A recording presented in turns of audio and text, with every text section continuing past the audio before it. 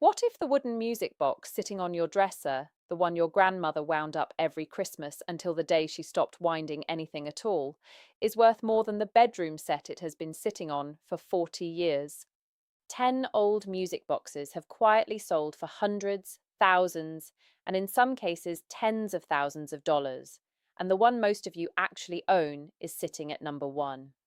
Let's find out tonight if it's in your house. Here is the truth almost nobody understands about music boxes. The melody is not the value. Real money hides in a handful of details most people never think to check. Who built the movement, how many teeth are on the comb, whether those teeth are all still there, and whether the mechanism inside that wooden case was assembled by hand in a Swiss mountain workshop or stamped out by the millions in a factory overseas.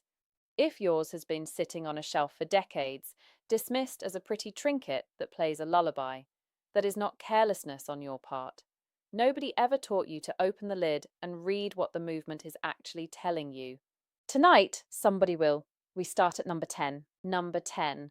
The Singing Bird Box. Somewhere in an estate drawer or locked behind the glass of a curio cabinet, there is a small ornate box, sometimes metal, sometimes wood, that does something no other music box does. You press a lever or flip a small switch, and a tiny mechanical bird rises from a hidden compartment, opens its beak, flaps its wings, turns its head, and sings. Then it disappears back inside, and the lid closes itself.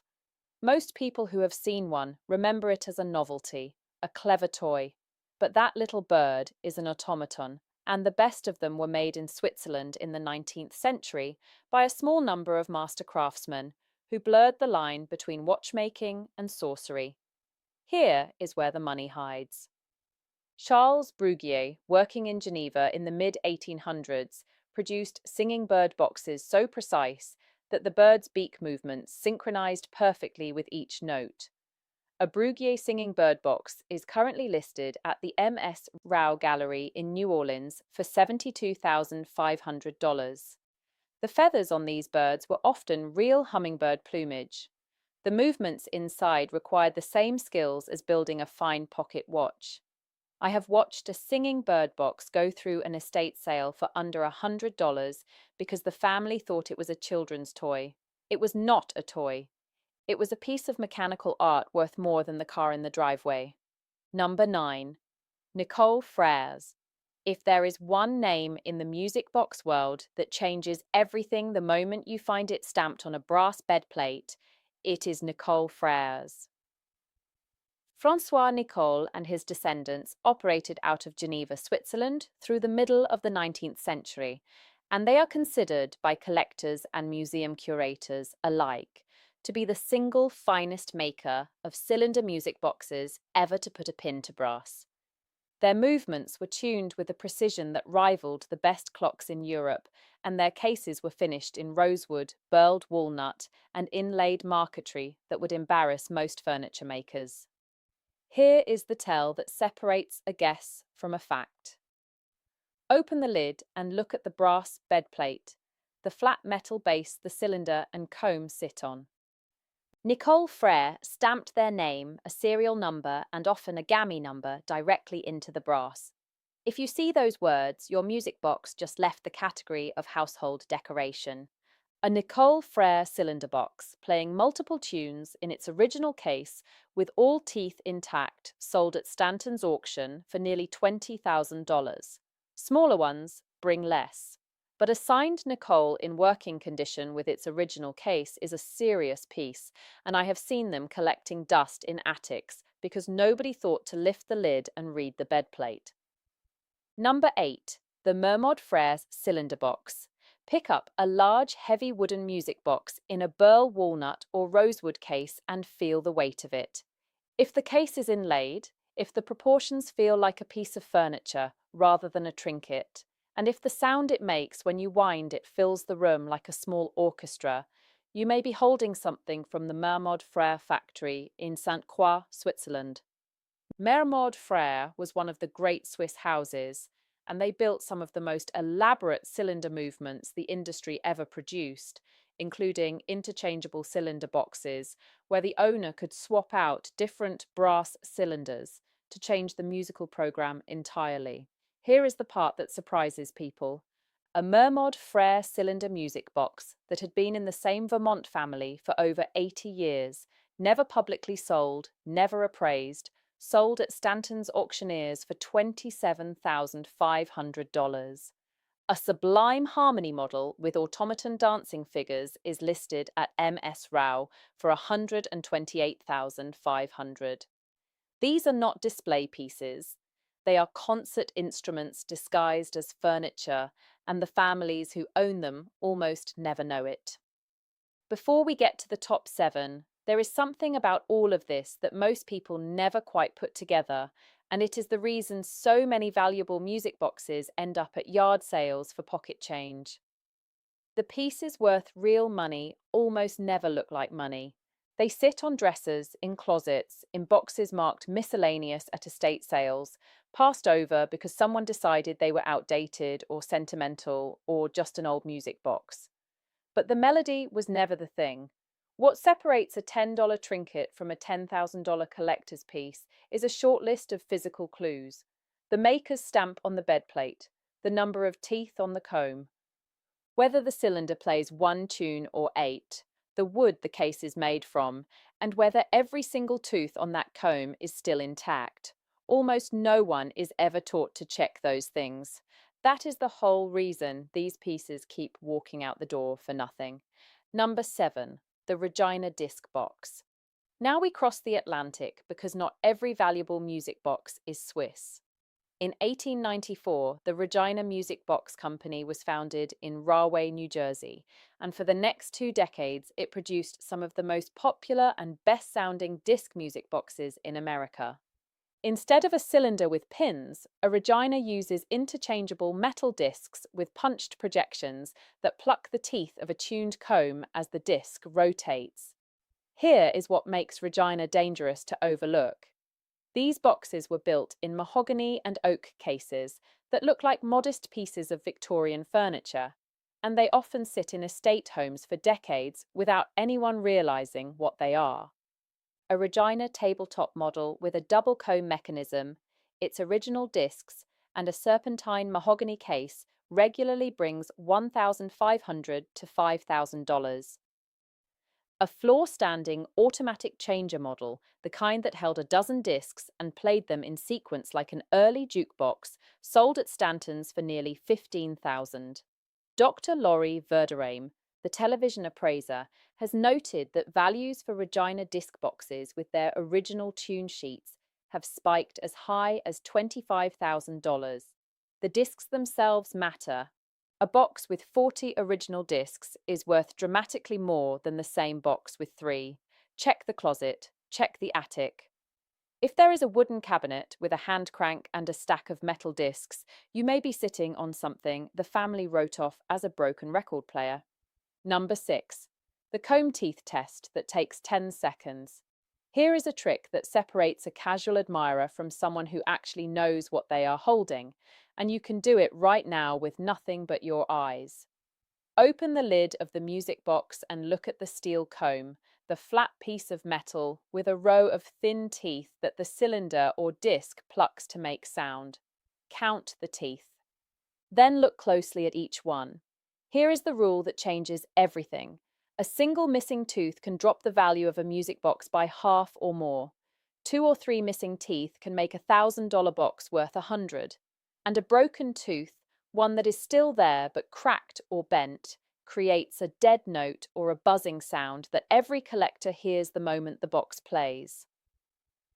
The finest Swiss cylinder boxes have combs with over 100 teeth, sometimes 144, and every single one was individually tuned to a specific pitch. Replacing a broken tooth is possible, but it requires a specialist who can retune the replacement to match the rest of the comb, and the cost of that repair often exceeds what people expect. Run your eye slowly along the row of teeth. Look for gaps, for a tooth that sits at a wrong angle, for a spot where the teeth seem unevenly spaced. One glance, 10 seconds, and the comb tells you more about that music box's value than the wood, the melody, and the age combined. Number 5. The orchestra box with bells and drums. Here is the piece that makes people stop and stare even before they know what it is worth. Some antique Swiss music boxes did not just play a comb, they played a full miniature orchestra. Tiny hammers struck little tuned bells. A small drum rolled in time with the melody. Castanets clicked. Some even had a miniature organ pipe section called a flutina. These are called orchestra boxes, and the best of them were made in Sainte-Croix in the 1870s and 80s by houses like Langdorf and Fils, Paillard and Bremond. Here is the detail that multiplies the value. Every additional instrument in the box was another mechanism the maker had to engineer, tune, and synchronize by hand. A plain cylinder box with a good comb might bring $300 to $1,000. The same quality movement with bells, drums, and castanets all functioning in an original case enters a different tier entirely. A full Swiss orchestra box from the 1880s has sold for north of $14,000. The sound of one is unmistakable. If you wind a music box and hear tiny bells ringing alongside the comb, you are not holding a simple box. You are holding a mechanical orchestra, and the price reflects the engineering. Number 4. The number of tunes and the length of the cylinder. Most people assume that a music box that plays one song is worth less than a box that plays 6. That instinct is understandable, but the truth is more complicated, and if you get it wrong, it costs you. Here is the correction. The number of tunes matters, but not in the direction most people expect. When a cylinder plays more tunes, the pins for each tune must share space on the same cylinder, which means each arrangement has fewer notes and sounds thinner. A box playing 2 tunes on a long cylinder often sounds richer and more complex than a box playing 8 tunes on a short one. What collectors actually value is the length of the cylinder, the note count of the comb, and whether the cylinder is interchangeable. A box with interchangeable cylinders, where the owner could swap out one brass cylinder for another to change the entire program, is among the rarest and most valuable types in existence. Mermod Frère and Paillard both produced interchangeable models, and the complete sets, box plus multiple cylinders in their original storage, are the pieces auction houses build catalogues around. Check whether the cylinder lifts out. If it does, and if there are additional cylinders stored in a drawer or compartment below the movement, you are not holding a parlour novelty. You are holding a library of mechanical music. Number 3. The tune sheet inside the lid. This is the detail that solves more mysteries than any other, and most people walk right past it. Open the lid of an antique music box and look at the underside.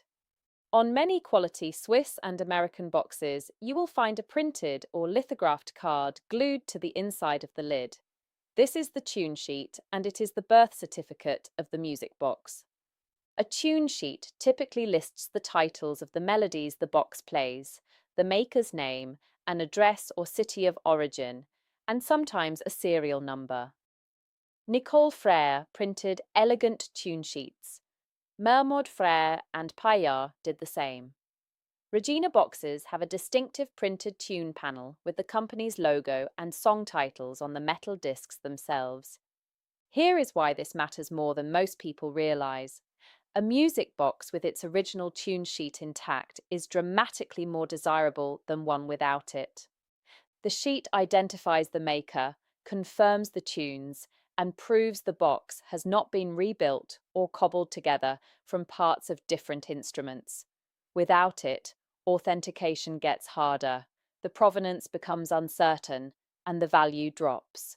Many tune sheets are faded, torn, or missing entirely after a century and a half.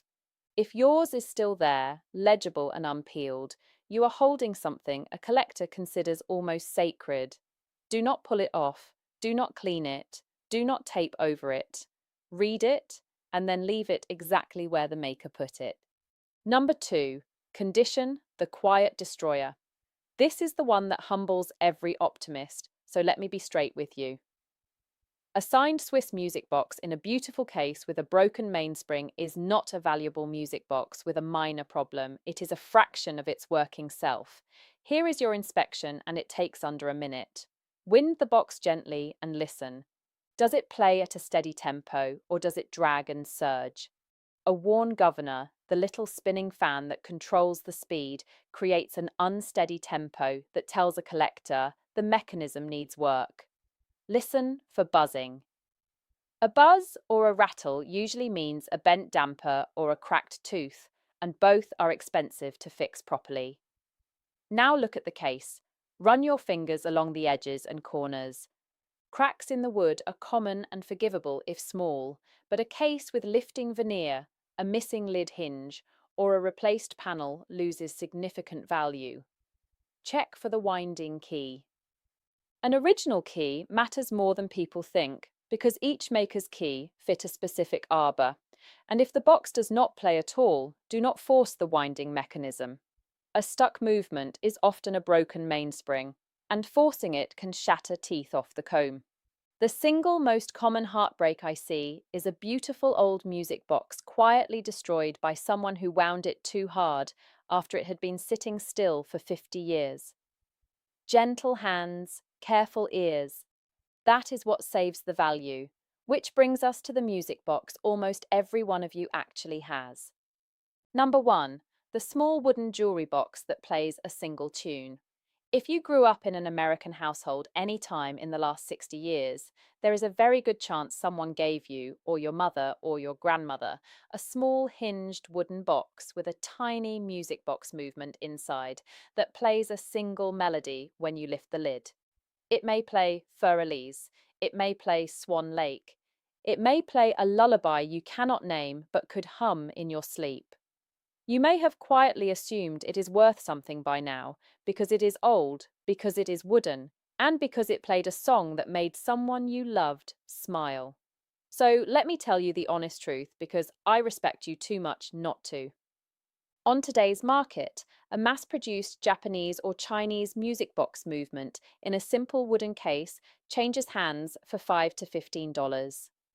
The movements were made by the millions, the cases were assembled in bulk, and the younger buyers are simply not collecting small music boxes the way their mothers did. That is the hard flaw. But here is the other half, and it is why this one sits at number 1. Not every small wooden music box is mass-produced. A Rouget movement from Sainte-Croix, Switzerland, even in a modest case, is built to an entirely different standard. A Thorens movement, also Swiss, with a full-sounding comb and a hand-finished case, is a different animal. And a small box with a 72-note Swiss movement, a hand-inlaid lid in burled walnut, and 3 tunes on the cylinder can bring $300 to over $1,000. And notice what just decided that, not the melody, not the memories. It was the maker of the movement, the number of teeth on the comb, the quality of the case, and whether the mechanism still plays as it was built to play. The exact 4 things you just learned to check on every music box before this one. That is the whole secret of the dresser top. The melody never set the price. The maker, the movement, the comb, and the condition did. And now you can read all 4. So, before you drop a single music box into a donation bag, before you let it go at the next estate sale for whatever someone offers, do the thing almost nobody does. Open the lid, read the tune sheet, look at the bed plate, count the teeth on the comb, wind it gently, and listen. The value in old music boxes was never the song. It was the hands that built the movement, the precision of the comb, the wood that holds it all together, and whether a century of silence has been kind to the mechanism inside. Those 4 things do not care whether your grandchildren think the box is old-fashioned. In decades of watching these pieces cross tables and auction blocks, the saddest words I hear are, "I had no idea what it was, so I let it go for $5."